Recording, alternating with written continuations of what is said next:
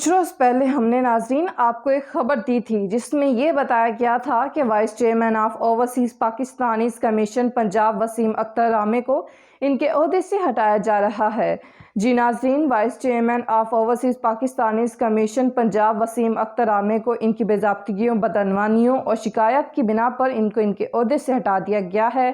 اسی طرح کچھ روز پہلے انڈر گراؤنڈ نیوز کے سی او عارف چودھری کی رپورٹ میں حکومتی ذرائع سے لی گئی معلومات پی او سی کے وائس چیئرمین کو ان کے خلاف شکایات ملنے پر ان کے عہدے سے ہٹایا جا رہا ہے، جبکہ اس خبر کے 2 دن بعد وائس چیئرمین اختر رامے نے انڈر گراؤنڈ نیوز کے سی ای او خالد چودھری کے ساتھ ٹیلی فون انٹرویو میں تردید کی تھی کہ انہوں نے کوئی کرپشن نہیں کی، بلکہ انہوں نے 3 سالوں میں 52 ارب روپے کی پراپرٹی کی ریکوری کی ہے، جو کہ ریکارڈ پر موجود ہے۔ لیکن آج یہ خبر درست ثابت ہوئی کہ vice chairman of overseas Pakistanis commission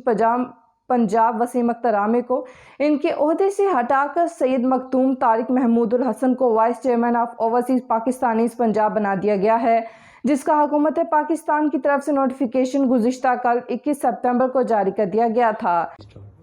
میں جناب عمران خان صاحب prime minister of Pakistan, Usman Buzdar صاحب چیف منسٹر پنجاب کا بے حد ممنون ہوں، جنہوں نے مجھے اوورسیز پنجاب کمیشن کے وائس چیئرمین کی ذمہ داری سونپی۔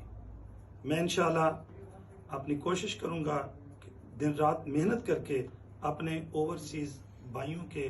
تمام معاملات کو نپٹا سکوں، اور انشاءاللہ العزیز اوورسیز پاکستان کمیشن کے دروازے تمام اوورسیز پاکستانیوں کے لیے 24 گھنٹے کھلے رہیں گے، اور ہم کوشش کریں گے کہ جو ویژن ہے عمران خان صاحب کا